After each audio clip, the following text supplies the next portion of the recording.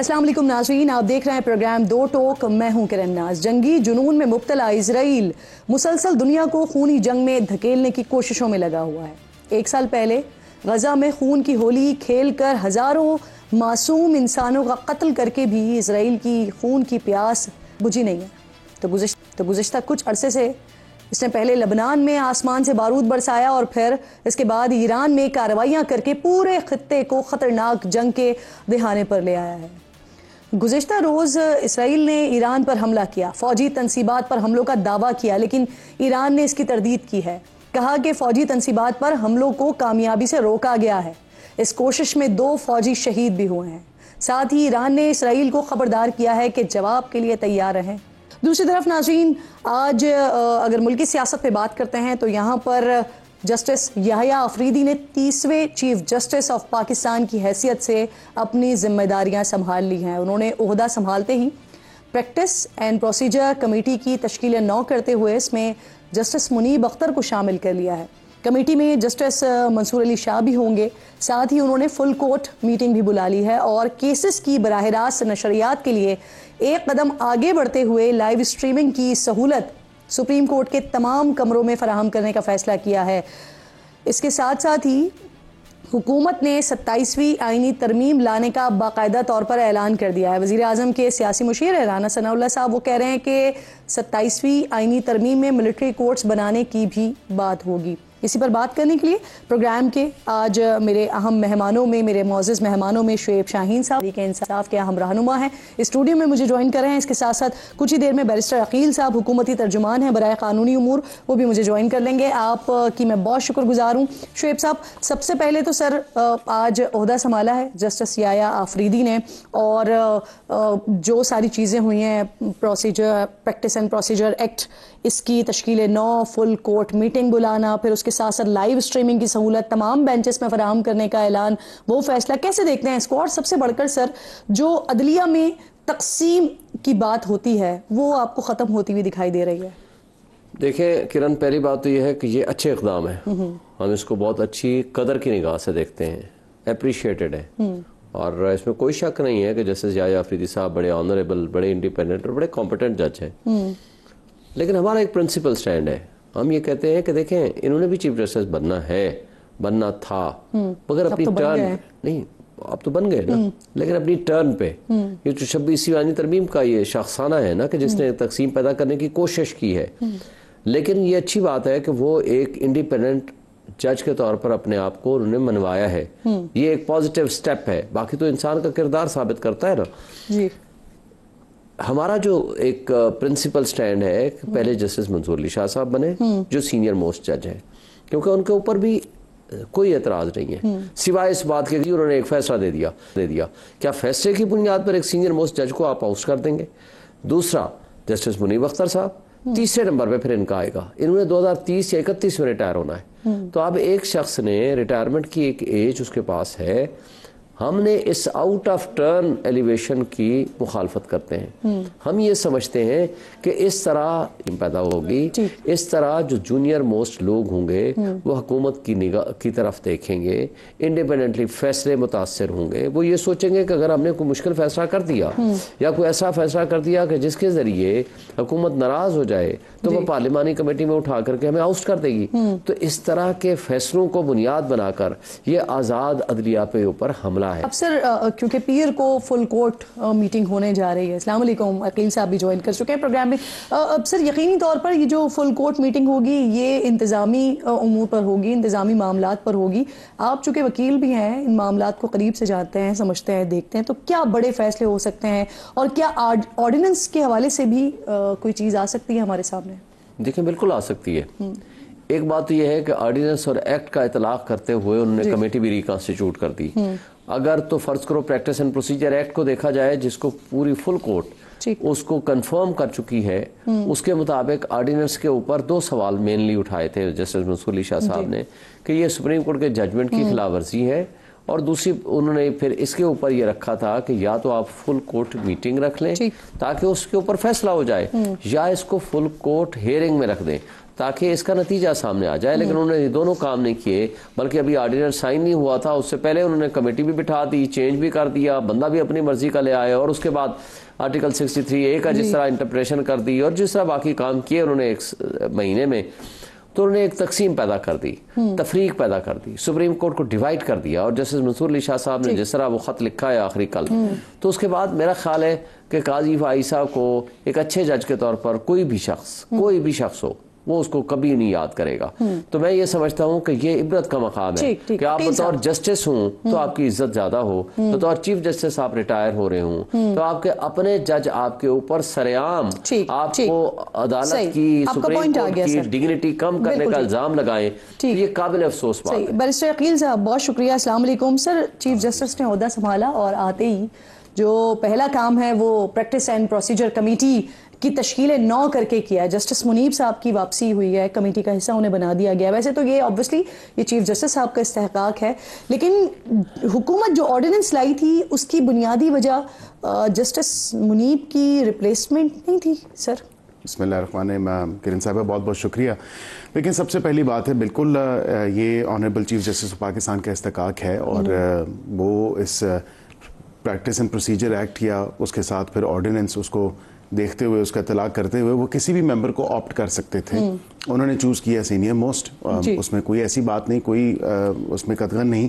جہاں پہ جو بات آپ نے کی کہ اس وقت آپ نے دیکھا تھا کہ جو ریزنز سامنے آئی تھیں ایک خط کے تھرو, اور کیونکہ عزت مآب جج صاحب جو ہیں وہ ان کے اوپر وہ زیادہ تر ان کا جو بھی ڈیمینر بیان کیا گیا ود ان کورٹ پروسیڈنگز کے حوالے سے, تو وہ اس حوالے سے تھا. اب ہر جو چیف جسٹس آتا ہے اس کی اپنی ایک پالیسی ہوتی ہے, اس کے اپنے ایک ایڈمنسٹریٹو میجرز ہوتے ہیں. یہاں پہ فل کورٹ تو دیکھیں وہ اپنے ایڈمنسٹریٹو معاملات کو کریں گے, بالکل بجا فرمایا. فل کورٹ کا قطعاً یہ مطلب نہیں ہے کہ کوئی سنسنی پھیلنے والی ہے, وہ روٹین ایڈمنسٹریٹو ان کے معاملات ہیں, وہ اس حوالے سے وہ دیکھیں, کوئی سنسنی قطعاً نہیں ہے. میرے خیال سے اس چیز کو اوورلی جو ہے ہائپڈ نہ کیا جائے.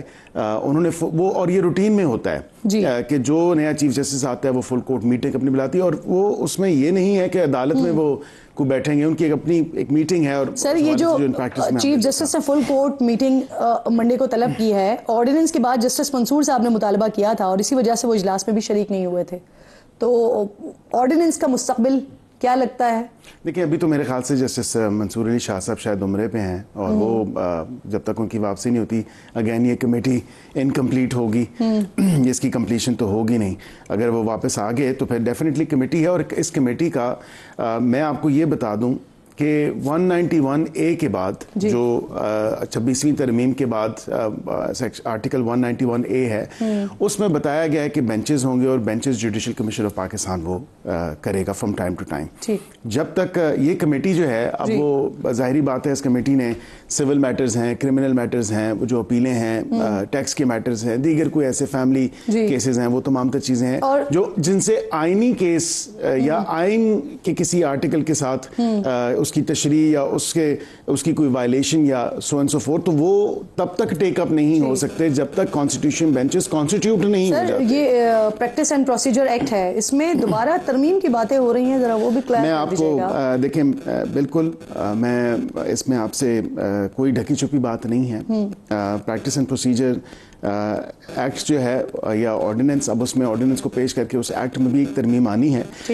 جب بھی کبھی لیجسلیشن ہوتی ہے یا آئینی ترمیم ہوتی ہے, اس کے ساتھ اس کی سبارڈینیٹ یا سپورٹیو لیجسلیشن جو ہے اس میں ترمیم ہونی ہوتی ہے, کیونکہ جب آپ کے تھوڑا سا ایک سسٹم میں چینج آتا ہے یا آپ کوئی ایسی چینج انٹروڈیوس کراتے ہیں جس کے اوپر جو ایگزسٹنگ لیجسلیشن میں آئے گی کوئی نہ کوئی ایسا افیکٹ, تو اس میں پھر چینج آنا ضروری ہوتا ہے. اس میں یہاں پہ کیا ضروری ہے؟ یہاں پہ 184(3) کے حوالے سے جو ہے وہ اس میں چینج آنا ہے. اب وہ یا تو کمپلیٹلی انٹائرلی وہ امٹ ہوگا, کیونکہ एक्सक्लूजन है। अब 191A के बाद थोड़ा सा मैं इसको आसान कर दूं क्योंकि टेक्निकल ये बात है कि जब आर्टिकल 191A इंसर्ट हुआ 26वीं आईनी तरमीम के बाद, वो ये कहता है कि अब बेंचेस बनेंगे, जुडिशल कमीशन ऑफ पाकिस्तान ही वो बेंचेस बनाएगा फ्रॉम टाइम टू टाइम, और जितने नंबर ऑफ जजेस या जितने बेंचेस वो बनाते हैं। अब supreme court practice and procedure act या ऑर्डिनेंस, अब वो एक्ट 2023 वाला जो है उसमें तरमीम आएगी, तो वो सेक्शन 184(3) के हवाले से वो ओमिट होगा, और उसमें या अगर वो ओमिट उसको ना करें तो उस हवाले से कोई ना कोई अमेंडमेंट आएगी। खत्म करना चाहते हैं जी। अब देखिए उस कमेटी का ये पार्लियामेंट को चले जाएगी पावर, ये कमेटी खत्म हो जाएगी। देखिए ये कमेटी एग्जिस्ट करेगी, ये कमेटी अपने जो दीगर मामलात हैं उन पे करेगी, क्योंकि यहाँ पे तो आइन में आप देखें ना एक चेंज आ गया है, रिफ्लेक्ट हो रही है वो अमेंडमेंट के थ्रू। अब ये काम जुडिशल कमीशन ऑफ पाकिस्तान कौन करेगा? जुडिशल कमीशन ऑफ पाकिस्तान करेगा, जिसमें टॉप जो है वो 5 आपके चीफ जस्टिस हैं। अभी भी तो यही है ना, अभी तो यही है ना जी, अभी भी यही है, अभी भी यही है। इसके साथ फिर दीगर जो है वो कमेटी के मेंबरान है। लेकिन आईनी बेंचेस की तश्कील या नॉर्मल तमाम केसेस के जो बेंचेस होते हैं उसकी तश्कील, देखें आईनी बेंचेस की तश्कील जो है वो जुडिशल कमीशन ऑफ पाकिस्तान करेगा। नॉर्मल बेंचेस की जो तश्कील है वो supreme court practice and procedure act के थ्रू उसमें जो अमेंडमेंट आएगी वो चीफ जस्टिस खुद ही करेंगे, और यही कमेटी जो है इसी कमेटी के स्टाइल में वो उनकी तश्कील होगी दीगर केसेस की। तो अभी तो ये रूल है, ये जिस फॉर्म में बनी हुई है ये कमेटी वो तब्दील हो सकती है तरमीम के बाद, जो नई तरमीम लेकर आ रहे हैं। ये डिस्क्रेशन है जो कमेटी के चेयर हैं या प्रिजाइडिंग ऑफिसर हैं, वो चीफ जस्टिस ऑफ पाकिस्तान है, उनके ऊपर है कि वो एक तो खुद और उसके साथ जो है वो सीनियर प्यूनी जज और उसके साथ जो आगे कोई किसी एक मेंबर को वो ऑप्ट कर, एक जज अपनी मर्जी से ले आए और एक जो सीनियर मोस्ट जज हो, ऐसे ही रहेगा तरमीम में भी ऐसे ही रहेगा जी। तरमीम में शायद उसकी कोई नोक पलक देखी जाए, लेकिन आई थिंक अब क्योंकि ये हो गया है तो अमेंडमेंट, क्या नोक पलक क्या देखी जाए कि क्या है बिजली का अंदाज हो, मैं चाहते क्या हो भाई, वो ना कौम को पता चल रहा है। मैं समझा देता हूँ, मेरे से बहुत सीनियर मेरे बड़े भाई हैं शेफ शाहीन साहब। देखें इसमें कमेटी की अगर यही फॉर्मेशन भी रहती है कि चीफ जस्टिस और साथ में सीनियर प्यूनी और उसके साथ किसी एक मेंबर को ऑप्ट करे, तो हो सकता है यही कंटिन्यू करे, कोई इसमें चेंज करने की जरूरत नहीं है। नहीं, तरमीम होनी है क्योंकि आपके supreme court practice and procedure act में 184 के हवाले से और 184 के केसेस जितने भी हैं हो सकता है ये रहे और हो सकता है दूसरे ऑप्शन पे जाएं, और वो दूसरा ऑप्शन क्या है? कौन सा वाला?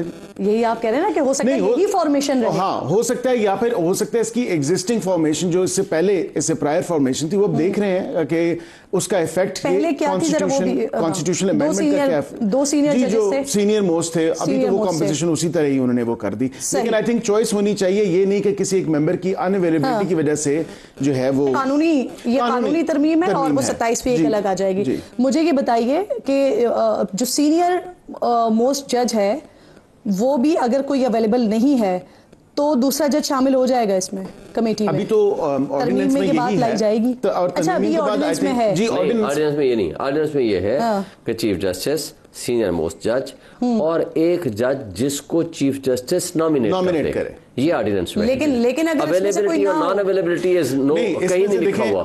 ये है कि चीफ जस्टिस खुद, सीनियर मोस्ट खुद, उसके बाद सीनियर प्यूनी जिसे हम आम जबान में कहते हैं, और अगर वो अवेलेबल ना हो तो, और अगर वो अवेलेबल ना हो तो फिर उसका कुछ नहीं लिखा हुआ, लिखा नहीं है उस पर, तो इसलिए वो फिर लेकर आ रहे हैं आप लोग क्या लाना चाह रहे हैं? देखिए मेरे ख्याल से अगर सीनियर प्यूनी अगर नहीं बैठना चाहते इस कमेटी में, बिकॉज वो अब ये देखने वाली बात है कि इस कमेटी में पिछली दफा वो नहीं बैठे, आप क्या लाना चाह रहे हैं? पिछली जरूर कह सकता हूँ, पिछली दफा अगर वो इसमें इस इंस्टेंस को भी आपको फैक्टर इन करना पड़ेगा कि पिछली दफा तो पिछले जो chief justice former chief justice वो जब ये ऑर्डिनेंस का आया और इतलाक हुआ तो वो इस कमेटी में नहीं बैठे, उन्होंने कहा ये ऑर्डिनेंस के मैं खिलाफ हूं, या ऑर्डिनेंस जो है इन सो मेनी वर्ड्स उन्होंने कहा कि ये ऑर्डिनेंस मतलब एक्सक्लूजन की तरफ आया है। लेकिन ये बात है जरूर कि इसमें आई थिंक इसको इसी तरह रखा जाएगा, लेकिन ये इस चीज को फैक्टर इन जरूर करेंगे अगर सीनियर प्यूनी जज साहब नहीं बैठते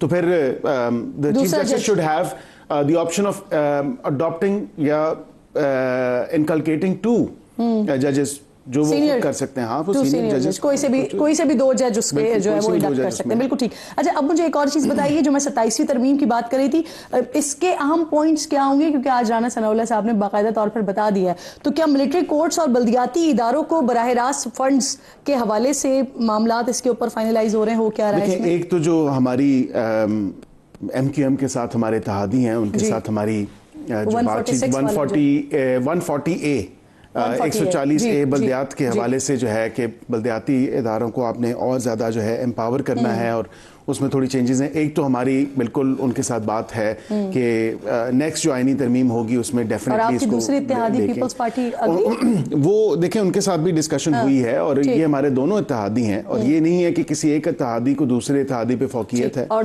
मिलिट्री कोर्ट्स, देखें मिलिट्री कोर्ट्स के हवाले से मैं अभी हतमी तौर पे तो नहीं बता सकता, लेकिन बिल्कुल उसको देखा जा सकता है कि अभी तो क्योंकि कानून इजाजत देता है सिविलियंस का ट्रायल मिलिट्री कोर्ट्स में करने के लिए, लेकिन अभी कबल अज़ वक्त होगा नहीं देता कि उसको सेटिसाइड कर चुकी है कोर्ट। वो जो जैसे सरबराही में 5 मोअज़्ज़ज़ जज साहबान ने फैसला दिया, स्टे उसके ऊपर जरूर मौजूद है। टेक्निकल पॉइंट है, मैं जरूर बताऊंगा, स्टे जरूर मौजूद है, मगर उस लॉ को जो सिविलियंस का ट्रायल की इजाजत देता है उसको सेटिसाइड और अल्ट्रा वायरीज और अनकॉन्स्टिट्यूशनल डिक्लेयर कर चुकी है। नहीं किया। मैं उसमें थोड़ा सा सर आपको मैं सुप्रीम कोर्ट की जजमेंट है उसमें उन्होंने ये कहा था, एक टेक्निकल पॉइंट ऐसे आसान कर दें सर, ये जो 27वीं आईनी तरमीम में मिलिट्री कोर्ट्स के हवाले से आप लोग जा रहे हैं, तो इसमें सिविलियंस का ट्रायल होगा, हो सकेगा? देखिए अभी क्योंकि कोई हतमी चीज या हतमी शक्ल तो सामने नहीं आई, या 140A के हवाले से नहीं, 140A के हवाले से मैं आपको बता सकता हूँ, वो जरूर हम अंडर कंसिडरेशन है। इसी तरह जो है इसके अलावा दीगर कोई ऐसी कुछ अगर सुकम है, मैं ये बात इसलिए आपसे बारहा पूछ रही हूं क्योंकि राणा साहब तो खुलकर कह रहे हैं ना कि मिलिट्री कोर्ट्स बनाएंगे, तो इट मींस कि कहीं ना कहीं कोई ना कोई सोच तो पाई जाती है, या कोई ना कोई चीज पेपर पे आ गई है कि जिसके बाद उन्होंने ये बात की, और वो स्पेसिफिक एरियाज के लिए होंगे, जो जंग ज़दा एरियाज हैं उनके लिए होंगे ये मिलिट्री कोर्ट्स। उसमें स्पेशल कोर्ट्स भी KPK साइड, वो तो कोई ऐसी बात नहीं है। दहशतगर्दों के हवाले से देखें, दहशतगर्दी अदालत मौजूद है, लेकिन उसमें जो वहाँ पे प्रोसीडिंग्स चलती हैं, जो हमने पिछली 2 दिहाइयाँ उठा के देख लें या 1 दिहाई में देख लें कि कितना उसमें कोई जो है इंसाफ। बेनज़ीर भुट्टो साहिबा का अपना जो केस था, शहीद मोहतरमा का, आप उठा लें 99% आप देखें उस केस में दहशतगर्दी अदालत में गया, मुसलमान बरी हुए और 2 पुलिस वालों को किरण साहब उन्होंने सजा दे दी। तो ये तो आपकी दहशतगर्दी की अदालतें जो है, इंसदाद दहशतगर्दी की अदालत ने इस तरह काम किए, तो इसमें बिल्कुल और ज्यादा बेहतरी की मजीद जो है इम्प्रूवमेंट की। शुएब साहब, मैं आपकी तरफ आ रही हूँ। आपके पार्लिमानी लीडर ज़ैन कुरैशी साहब, उन्होंने इस्तीफा दे दिया, या उनके ऊपर जो पिछले दिनों में जिस तरह के इल्ज़ामात लगे बाकायदा सोशल मीडिया पे, अब एक ज़ैन कुरैशी साहब भी उन नामों में शामिल थे जिनके लिए आप लोग बार बार कह रहे थे कि वो बिक गए हैं, तो अब उन्होंने दे दिया है इस्तीफा, और वो कह रहे हैं कि जब तक शफाफ तहकीकात नहीं हो जाती तब तक के लिए वो मुस्ताफ़ी हुए हैं। तो क्या पार्टी उनके जवाब से मुतमईन नहीं है, और क्या उनके खिलाफ आप लोग कोई तहकीकात वगैरह भी करने जा रहे हैं? देखिए, एक आध बात का जवाब दे के आपके डायरेक्ट उसमें आता हूँ। देखें, पहली बात तो यह है कि इनको खुद को नहीं पता कि ये करना क्या चाहते हैं। दहशतगर्दी को अगर ये बाकी संजीदगी के साथ उसके मसाइल का हल करना चाहें, तो मैं आपको वाज़ेह तौर पर बता रहा हूँ कि इस्लामाबाद का आप सिर्फ रिकॉर्ड उठा लें, 95 से 99% केसेस पिछले 3 साल से दहशतगर्दी के सिर्फ हमारे खिलाफ है, PTI के खिलाफ, इंक्लूडिंग माई सेल्फ। मेरे खिलाफ 9 दहशतगर्दी के पर्चे हैं। ये क्या संजीदगी के साथ दहशतगर्दों को रोकने की कोशिश करेंगे? सारे वसाइल तो आप इस्तेमाल कर रहे हैं पॉलिटिकल वर्कर्स के खिलाफ। इनका कुछ और मकसद नहीं है। तरदीद करें सर, राणा साहब की तरदीद की हैसियत क्या है? इनकी क्या हैसियत है? ऐसा अगर कुछ नहीं है तो मुझे बता दें, पिछले 3.5 साल से, पिछले 1.5 साल से लेके बैठे हुए हैं, और सुप्रीम कोर्ट को अनकॉन्स्टिट्यूशनल मैं स्पेसिफिकली सर मिलिट्री कोर्ट्स के हवाले से बात कर रही हूँ, लेकिन चले अब आप मेरे सवाल पे आ जाए ना सर। अब आप आ जाए आपके सवाल के। देखिए, ज़ैन कुरैशी के बारे में कि ये हमने शो कॉज नोटिस दे दिया, 4 दिन से वो हमारे साथ राब्ते में नहीं थे, वो जवाब दे दे और इंक्वायरी हम करेंगे। अगर तो हम उसके जवाब से मुतमईन होंगे, अभी तक जवाब ऑफिशियली नहीं आया। अच्छा किया उन्होंने रिजाइन कर दिया, और इसलिए कि ताकि शफाफ इंक्वायरी हो, और अगर फर्ज करो वो बेगुनाह साबित होते हैं तो हम उसके खिलाफ एक्शन नहीं लेंगे। अगर वो गुनाहगार साबित होते हैं तो हम उनके खिलाफ कानून के मुताबिक कार्रवाई करेंगे। इसमें कोई शक नहीं कि उसके वाले साहब ने एक बेहतरीन लीडर के तौर पर वो आज भी खड़े हैं, वो कैदोबंद की सोबतें बर्दाश्त कर रहे हैं, लेकिन इस सब कुछ के बावजूद कोई भी हो, पिछले आईनी तरमीम से लेकर वो पिछले 4 दिन में जैन कुरैशी की फैमिली से मुसलसल राब्ते में थी और उनसे बार बार पूछ रही थी. वो कह रहे थे कि हम कैटेगोरिकली की बात आपको बता रहे हैं कि जैन कुरैशी वोट उनकी फैमिली जराए के साथ मैं राब्ते में थी. और मैंने आखिरी वक्त में जब वो 2-2:30 बजे का वक्त था उस वक्त भी मैंने उनकी फैमिली से पूछा, उन्होंने कहा नहीं वो वोट नहीं देंगे. ज़हूर कुरैशी के साथ पीटीआई जो है कॉन्फ्लिक्ट कर रही है, मिक्स कर रही है, लेकिन मैं वोट नहीं दूंगा. ये बात हुई है मेरी उनसे. और वैसे भी मेरी वजाहत सुन ले. देखिए यही बात वो लिख के दे दे. हमारा एतराज उनके ऊपर सिर्फ ये है कि 4 दिन से आप राब्ते में क्यों नहीं थे. 2 सिर्फ जवाब बनते हैं. राब्ते में नहीं थे, जानबूझ के नहीं थे, वो उसकी ऑफिशियल स्टेटमेंट दे देंगे. अगर वो देखेंगे कि वो सेटिस्फाई कर देंगे पार्टी को कि जी मैं किसी की कस्टडी में था या मेंटल शॉक में था या किसी ऐसी कैफियत में था कि मैं आपको रिस्पॉन्ड नहीं कर सकता, रिजर्व में रखा हुआ था आपने, हमने उसको क्लियर कर दे. और अगर ये साबित होता है तो हम ये नहीं देखेंगे कि ये शाह बहुत अफसोस की बात है, बहुत अफसोस की बात है किरण साहिबा के एक वो ऑनरेबल मेंबर हैं हाउस के और इनकी पार्टी के लिए उनके वालिद साहब ने इतनी बेपहा कुर्बानियां दी और इतना ज्यादा जो है उनकी फैमिली भी पूरी पार्टी को के साथ लगी हुई है. और वो भी जब देखें बात हुई कि गालिबन उनकी वाइफ की भी कहीं जाने की या इस हवाले से, तो उस सारे सिचुएशन में शक की बुनियाद अभी भी वो उन्हीं पे कर रहे हैं.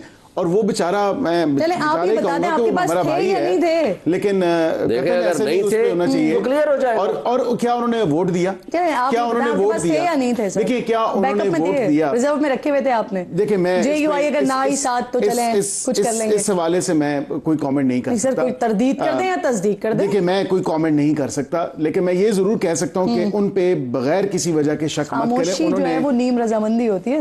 फिर आप बराबर पे कह रहे हैं कि शक भी ना करें. क्यों शक कर रहे हैं? देखिए जो लोग थे ये सारे वो लोग थे जिन्होंने सुन्नी इत्तेहाद काउंसिल को भी ज्वाइन नहीं किया और जिन्होंने पीटीआई को भी ज्वाइन नहीं किया, और ये इंडिपेंडेंट लोग. सर जी वो अभी गंडापुर साहब की मैं बात सुन रही थी, वो कह रहे थे कि आज से 3-4 दिन पहले कि अगर सीनियर मोस्ट जज को चीफ जस्टिस नहीं लगाया गया तो पूरा पाकिस्तान बंद करूंगा. फिर आज माशाल्लाह वो तकरीब में भी बैठे हुए थे, जो कि एक अच्छा साइन है. लेकिन अब वो कह रहे हैं कि बानी को जेल से निकालेंगे और निकाल कर फिर खैबर पख्तूनख्वा लेकर जाएंगे और इसके लिए वो बाकायदा पूरा जोर लगाएंगे. क्या करेंगे ऐसा? वो पिछला जितना जोर लगाते रहे वो तो हमारे सामने है सर. देखिए इसके कई एस्पेक्ट्स होते हैं. तहरीक चलाना और तहरीक के साथ साथ लीगल अपनी बैटल जारी रखना. आज आपको पता है सिर्फ एक मुकदमा रह गया है जिसमें उनकी जमानत नहीं हुई, और ये वो मुकदमा है जो तोशाखाना 2. और तोशाखाना 2 में आपको पता है बुशरा बीबी का जब केस आया आ करके सारा नैब ने सिर्फ एक बात की. और इस केस पे जमानत के बाद तोशाखाना 2 में जमानत के बाद इमरान खान रिहा हो सकते हैं? रिहा हो सकते हैं. कोई और केस नहीं है. ठीक. इस वक्त तक कोई और केस नहीं है जिसमें या जमानत पे ना हो या उनके खिलाफ वो केसेस खत्म ना हो गए हो, जमानत बरी ना हो गए हो. अच्छा मुझे बताएं, जब बीबी का केस आया नैब ने सिर्फ एक बात की कि जी मुलजिम तो हमारी बुशरा बीबी है. उन्होंने कहा फिर इमरान खान को क्यों रखा हुआ है कि जी वो पब्लिक ऑफिस होल्डर थे, उनकी बीवी है, इसलिए हमने उनको रखा हुआ है इस केस में. हमारे पास कोई उसके खिलाफ एविडेंस नहीं है. This is the statement of the prosecutor in the court. तो मुझे बता दें उसके बाद कौन सा केस बाकी रह गया है सिवाय बदनीयती के, बेईमानी के और पॉलिटिकल विक्टिमाइजेशन के. सर ये बुशरा बीबी की रिहाई हुई, फिर खान साहब की बहनों की रिहाई हुई, ये किसी अंडरस्टैंडिंग का नतीजा है या नहीं? ये जरा क्लियर कर दें.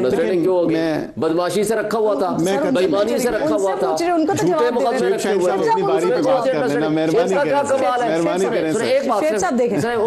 थे. मुझे बता दें क्या अदालतें अंडर सेटिंग की बुनियाद पर उनको तो बात करें. क्या एक ऑनरेबल जज ऑफ द हाई कोर्ट को हम ये कहें कि इनके कहने पे उन्होंने हमें छोड़ा है? मेरा मकसद इनको दे दें.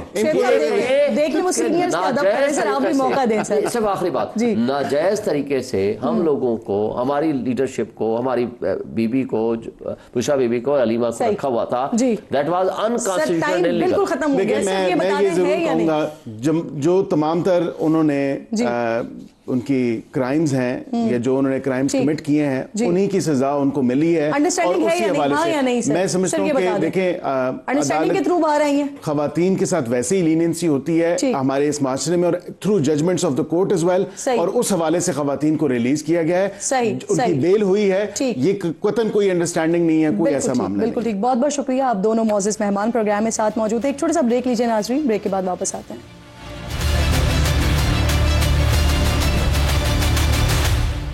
پروگرام کے اس حصے میں مجھے فیصل چودھری صاحب جوائن کر چکے ہیں، سینئر وکیل ہیں، پاکستان تحریک انصاف سے تعلق رہا ہے، اب بھی پاکستان تحریک انصاف کا حصہ ہیں۔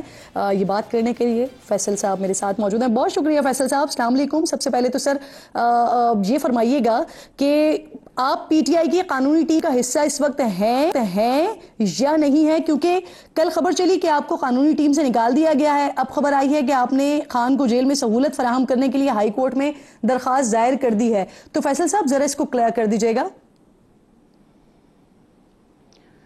جی دیکھیے، مجھے جو پٹیشن فائل کرنے کا پہلے تو ڈائریکشن دی تھی خان صاحب نے جب میری ان سے میٹنگ ہوئی تھی، ٹھیک ہے، اور اس کے بعد گوہر خان صاحب نے جو ہے آج مجھے کہا کہ آپ فائل کریں۔ مجھے ابھی پتہ چلا ہے کہ انہوں نے کوئی ٹویٹ کی ہے اس بارے میں، اور شاید وہ کچھ کسی دباؤ میں آئے ہیں، تو میں تو دباؤ میں نہیں آتا، اور خان صاحب کے لیے کیونکہ خان صاحب کی ہدایت آئی تھی کہ میں نے جب اس دن نکل رہا تھا تو میں نے کہا کہ یہ جو آپ نے صحبتیں برداشت کی ہیں یا جو آپ کے اوپر ہے، یہ لیگل ٹیم کا مسئلہ یہ ہے کہ لیگل ٹیم خود کچھ کرتی نہیں ہے اور کسی کو کچھ کرنے نہیں دیتی۔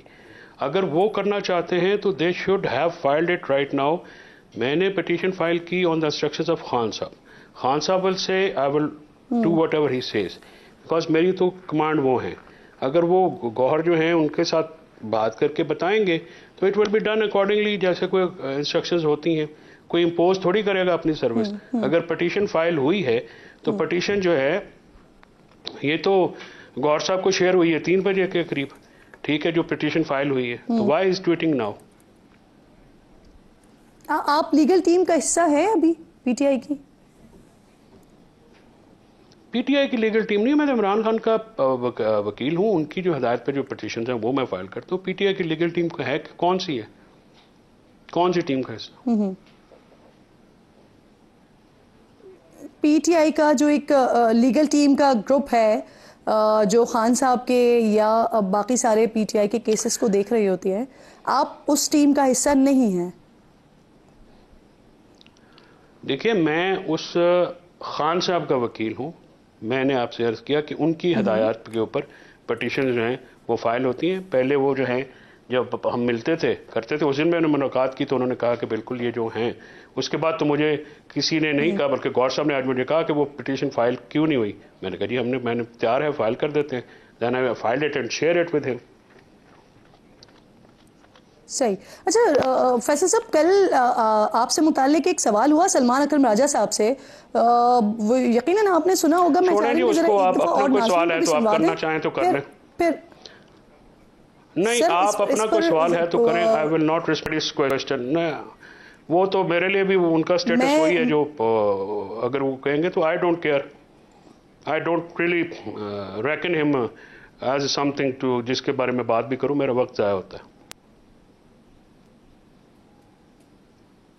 صحیح سر، سلمان اکرم صاحب کے اسٹیٹمنٹ پر آپ جواب نہیں دینا چاہ رہے فیصل صاحب؟ میں اس کو ورتھ سمجھتا ہی نہیں ہوں کہ اس کا جواب دوں۔ صحیح سر، یہ سب کچھ بانی سے ملاقات ہوئی آپ کی، اس کے بعد ہوا؟ آپ نے بانی سے ایسا کیا کہا تھا؟ بانی کون تھی کہ عمران خان صاحب کی بات کریں؟ بانی کون؟ Thank you. عمران خان صاحب کی بات کر رہی ہوں سر۔ He has a name، ان کی پہچان ہے۔ بانی جو ہے it's a ridiculous word، I must say، I agitate۔ آپ ان کا نام لیں۔ چلیں یہ فیصل صاحب، یہ آپ کی رائے نا، آپ مجھے تو نہ بتائیں، میں آپ سے سوال یہ پوچھ رہی ہوں کہ آپ کے جو چیئرمین تھے پارٹی کے، یا آپ کے جو بانی تھے عمران خان صاحب جو ہیں، ان سے ملاقات کے بعد یہ سارے معاملات ہونا شروع ہوئے کہ آپ نے کوئی شکایت وغیرہ کی جس کی وجہ سے سلمان صاحب اتنے زیادہ برہم ہو گئے، کیونکہ جب آپ لوگوں کی ملاقات ہوئی تھی تو وہ بھی ساتھ موجود تھے، ایسا ہی کچھ ہوا ہے فیصل صاحب؟ سچ بولنے کی سزا ملتی ہے۔ میں نے جو باہر دیکھا میں نے اندر بتایا، جو اندر دیکھا وہ باہر بتایا، اور آبویسلی میں کیوں چھپاؤں گا ان سے؟ فیصلہ انہوں نے کرنا ہے۔ وہاں پہ کچھ لوگ ایسے ہیں جو ان کو غلط پکچر دے کے شاید کچھ معاملات اپنے سیدھے رکھنا چاہتے ہیں اور ان کو ان کی بہتری کے لیے نہیں سوچ رہے۔ وقت آتا ہے جو بندہ بہتر ہوتا ہے، اگر میں ان کے ساتھ خان کے ساتھ مخلص ہوں یا خان صاحب کے ساتھ جو بھی میں نے بات ان کی بہتری کے لیے کی ہے، اگر وہ سمجھیں گے کہ ٹھیک ہے یہ کر رہا تھا اور ٹھیک کر رہا تھا، تو یہ تو باتیں ہوتی رہتی ہیں۔ یہ پارٹیز میں جانا چلتا ہے ان کا، لیکن میں تو کیونکہ سیاسی ایجنڈا میرا تو ہے نہیں, میں تو لیگل ایڈوائس ہوں. مجھے تو خان کو دیکھ کے بہت تکلیف ہوئی, جن حالات واقعات میں ان کو رکھا تھا پارٹی نے بالکل ان کو کوئی نہیں لا.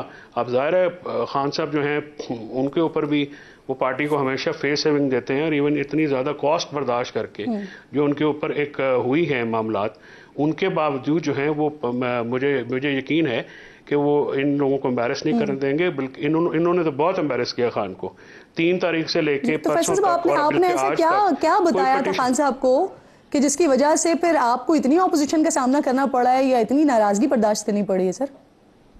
بھائی میں نے وہ بتایا, میں نے ورکرز کی بات کی, میں نے کہا یہ وہاں پہ ڈی چوک میں نہیں تھے, باقی نہیں بتا رہے ہوں گے نا. باقی تو ماشاءاللہ حالات یہ ہیں کہ 19 تاریخ کو ڈیلیگیشن گئی ہے اور خان صاحب کے یہی حالات تھے.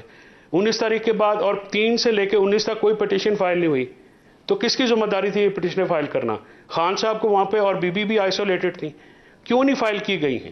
ٹھیک ہے, یہ معاملات میں اس لیے میڈیا پہ مجھے بات کرنی پڑی ہے کہ کوئی بات تو کوئی ہے نہیں, میرے سے تو کسی نے بات نہیں کی. دیکھیں اگر آپ ایک ذمہ داری لیتے ہیں, اور اگر عمران خان کے بارے میں اگر آپ, اب میں نے پٹیشن فائل کی ہے تو آپ دیکھیے گا پرسوں پٹیشنیں فائل ہوں گی. ٹھیک ہے, پہلے میں نے جو کنٹیمپٹ فائل کی, پھر جب اس کے بعد وہ آنا شروع ہو, پہلے کیوں نہیں کرتے؟ Why they wait for the ادرس.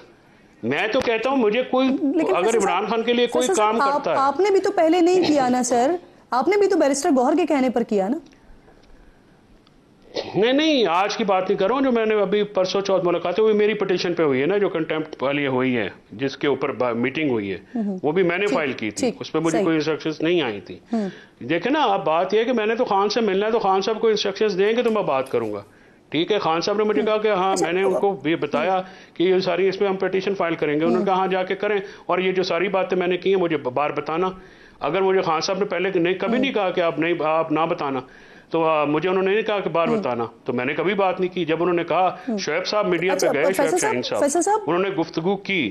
آپ نے جی آپ نے خان صاحب کو یہ بتایا کہ یہ جتنے بھی پچھلے دنوں جو احتجاج وغیرہ ہوا ہے اس میں قیادت ڈی چوک پر نہیں پہنچی, اس وجہ سے پھر یہ آپ کے خلاف اتنا شدید ریئیکشن آیا, برہمی کا اظہار کیا گیا, اس بات کی بتانے کی وجہ سے؟ مجھے نہیں پتا کہ وہ اس بات پہ تو کوئی ایسی نہیں ہونی چاہیے تھی. باتیں تو میں نے تو ورکرز کی دیکھیں جو بات کی ہے. اگر میں نے جو بات باہر دیکھی میں نے اندر بتائی, جو اندر دیکھی باہر بتائی. اگر یہ دیکھیں اس پہ اگر کوئی سیکھ پا ہوتا ہے یا کوئی نقصان, میں تو سچ بولوں گا. مجھے تو آگے بھی موقع ملا تو جو میں صحیح ہے وہ میں بتاؤں گا. میں کیوں کہوں کہ وہاں پہ ڈی چوک میں پوری لیڈرشپ آئی ہوئی تھی, کوئی بھی نہیں آیا ہوا تھا. علی امین کو سارے کرٹیسزم کر رہے ہیں, علی امین پہنچے تو تھے وہاں پہ, جو وہاں پہ تھے ان کا تو کرٹیسزم سمجھ میں آتا ہے علی امین صاحب کے, اور سواتی صاحب بھی پہنچے تھے.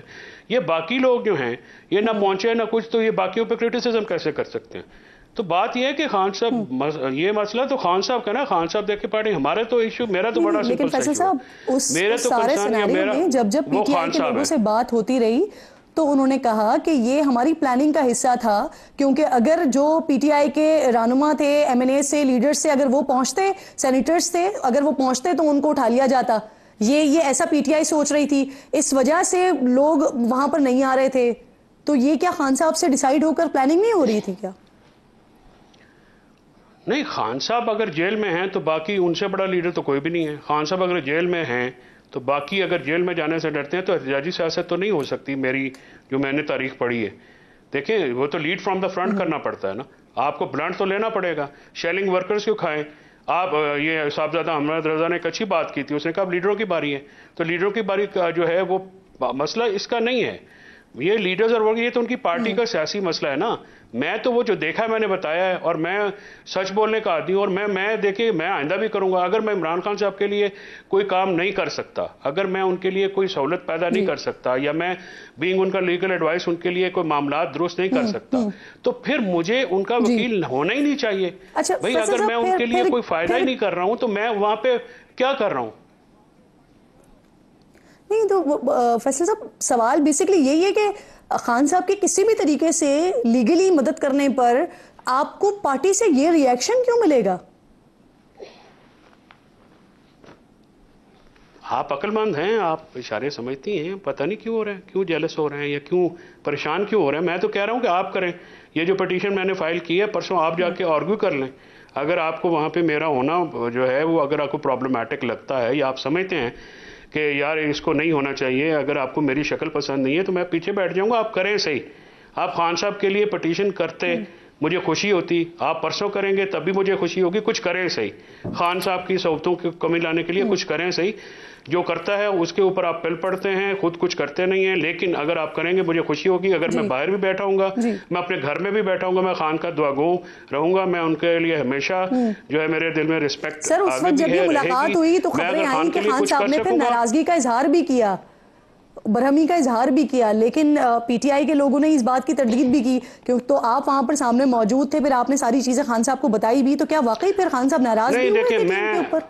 نہیں اس پہ نہیں. وہ پہلی میٹنگ 19 والے کی آپ بات کریں, اس پہ تو بالکل نہیں میں. لیکن آپ کو جو میں خان صاحب کو جانتا ہوں, خان صاحب جو ہے ناراضگی کا اظہار اس طرح سے نہیں کرتے پارٹی کو, کبھی وہ لوگوں کو امبیرس نہیں کرتے, وہ انسلٹ نہیں کرتے کسی کی بھی, اور نہ وہ انسلٹ لیتے ہیں نہ کسی کو انسلٹ کرتے ہیں. وہ بہت ہی ایک ڈیسنٹ آدمی ہے. جو اس دن حالانکہ 21 دن کی وہ سالٹری کنفائنمنٹ سے آئے تھے, 21 دن, اور جو ان کے ساتھ پارٹی میں واپسی کی کوشش کر رہے تھے, بڑے کمپوز تھے.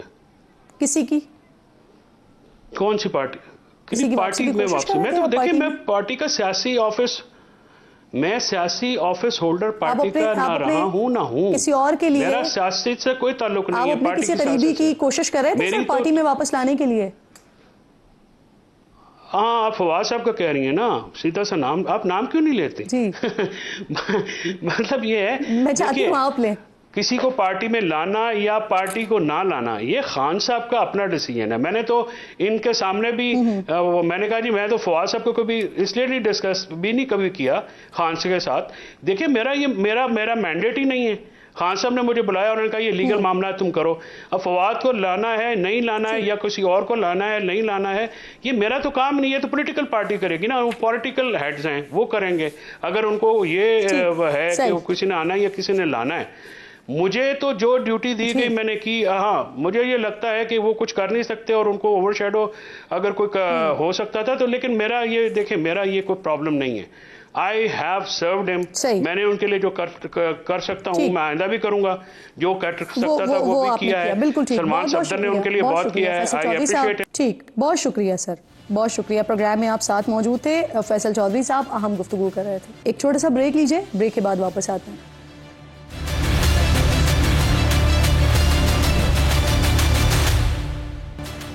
پروگرام میں ایک بار پھر آپ کو خوش آمدید کہوں گی. تو ناظرین, ملتان میں دوسرے ٹیسٹ میچ کے پہلے دن اس کے پچ پر چھٹے روز کا تانا دینے والے انگلش کرکٹ بورڈز کو دیسی بوائز نے وہ چھٹی کا دودھ یاد دلا دیا ہے کہ پہلے ملتان میں مارا اور اب راولپنڈی میں ڈھیر کر کے سیریز کی ٹرافی بھی اٹھا لیا ہے. پاکستان ٹیم کی اس تاریخی جیت اور گورا صاحب کی ٹیم کی تاریخی ٹھکائی کے بعد میرا دل چاہ رہا ہے کہ کم از کم ایک بار تو اسی انگلش بورڈ سے میں پوچھوں کہ ہاں بھائی کتنے آدمی تھے؟ صرف 2, اور تمہارے کتنے تھے؟ پورے 11. پھر کیا ہوا؟ گلیوں پہ گلیاں اڑی. کتنے شکار ہوئے؟ پورے 39. کتنے اوورز کروائے؟ پورے 181. چھٹے روز کا دانا دینے والے ملتان اور میں پورے 5 دن بھی کھیل نہیں پائے. ویسے بڑی ناانصافی ہے. گھر آئے مہمانوں کے ساتھ ایسا کرتا ہے کوئی بھلا؟ یعنی دوسرے ٹیسٹ کے لیے ٹیم میں کی گئی تبدیلی کو تبدیل نہ کرنا, ہوم ایڈوانٹیج کو سامنے رکھ کر پچ بنانا اور انگلش ٹیم پر اسپنرز کے تابڑ توڑ اٹیک کی حکمت عملی برقرار رکھنا پھر کام کر گیا ہے. شان مسعود کی کپتانی میں جو قومی ٹیم مسلسل 6 ٹیسٹ میچز ہار کر بے حال ہو چکی تھی, جو ٹیم ہر بدتر ریکارڈ توڑ کر بد سے بدتر ریکارڈ میں سب سے بڑھتر آ رہی تھی, جس ٹیم کو فرنگی ٹیم نے گھر میں گھس کر پہلے ٹیسٹ میچ میں اننگز اور 47 رنز سے مات دی تھی, قوم بھی جس ٹیم سے ہر امید توڑ چکی تھی, اسی ٹیم میں چند تبدیلیوں نے ٹیم کی کایا ہی پلٹ ڈالی ہے. پہلے ملتان میں کھیلے گئے دوسرے ٹیسٹ میں انگلش ٹیم کو شاہینوں نے زیر کیا, اور آج تیسرے اور سیریز کے آخری ٹیسٹ میچ میں راولپنڈی میں گوری ٹیم کا شکار کر کے ہوم گراؤنڈ پر جیت کی 60 سالہ خشک سالی کا بھی خاتمہ کر ڈالا ہے. پاکستان ٹیم نے آخری مرتبہ 2021 میں اپنی سرزمین پر جنوبی افریقہ کو 2 ٹیسٹ میچز کی سیریز میں 2-0 سے ہرایا تھا, جس کے بعد 2022 میں قومی ٹیم ہوم سیریز میں آسٹریلیا اور پھر رواں سال انگلینڈ اور بنگلہ دیش سے ہوم سیریز ہاری تھی. قومی ٹیم کے اس بدلے ہوئے رنگ ڈھنگ میں اسپنرز نعمان علی اور ساجد خان کے سنگ نے बड़ा रंग जमाया है। मुल्तान टेस्ट में दोनों स्पिनर्स ने मिलकर इंग्लैंड टीम की 20 विकेट्स उखाड़ कर रख दी थी। तो रावलपिंडी टेस्ट में भी साजिद खान और नौमान ने स्पिन का ऐसा जादू चलाया कि 19 इंग्लिश बैटर्स को पवेलियन भगा दिया। साजिद खान रावलपिंडी स्टेडियम में 10 विकेट्स लेने वाले पहले स्पिनर भी बन गए हैं। साथ ही 2 टेस्ट मैचेस में 19 विकेट्स लेकर सीरीज के बेहतरीन खिलाड़ी का एजाज भी साजिद खान ने जीता। रावलपिंडी टेस्ट में कौमी टीम की जीत में स्पिनर्स के साथ साथ बैटिंग एंड पर सऊद शकील के 134 रन्स ने भी टीम की जीत मुमकिन बनाई है। पहली इनिंग में जब कौमी टीम की बैटिंग लाइन रेत की दीवार साबित हुई तो सऊद शकील चट्टान बनकर इंग्लिश बॉलर्स के आगे खड़े हो गए। पाकिस्तान की फतह के इस जश्न में जहां पाकिस्तानी स्पिनर्स साजिद खान, नुमान अली और सऊद शकील की वाह वाह हो रही है, ऐसे में दूसरे टेस्ट मैच से पहले सिलेक्शन कमेटी के कन्वीनर मुकर्रर किए जाने वाले आकिब जावेद के स्पिन पिचेस के इस्तेमाल के फैसले की तारीफ ना करना ये बड़ी ज्यादती हो जाएगी। आकिब जावेद ने जिस तरह होम कंडीशंस में होम टीम के लिए भरपूर एडवांटेज का फायदा उठाने का प्लान बनाया है, वो वाकई काबिल तारीफ है। सोशल मीडिया पर पाकिस्तान की इस तारीखी फतह पर कुछ लोग तो आकिब जावेद को मैन ऑफ द मैच करार दे रहे हैं। यूं कुल मिलाकर साजिद और नुमान के स्पिन, सऊद और कामरान गुलाम की बैटिंग और आकिब जावेद की सोच ने इंग्लिश टीम के होश उड़ाकर अपनी क्रिकेट टीम से उम्मीदें टूटती हुई कौम को खुश कर दिया है। उम्मीद फिर से जाग उठी है। तो उम्मीद की जा सकती है कि क्रिकेट बोर्ड और क्रिकेट टीम दोनों ही अच्छे खेल और तगड़े फैसलों के इस सिलसिले को बरकरार रखेंगे और मुस्तकबिल में भी नताइज मिलते रहेंगे हमें। प्रोग्राम का वक्त खत्म हो गया है। इंशाल्लाह नाज़रीन से मुलाकात होगी कल। अपना और अपने मुल्क का खास ख्याल रखिए। फ़लस्तीन को अपनी दुआओं में याद रखिए। अल्लाह निगहबान।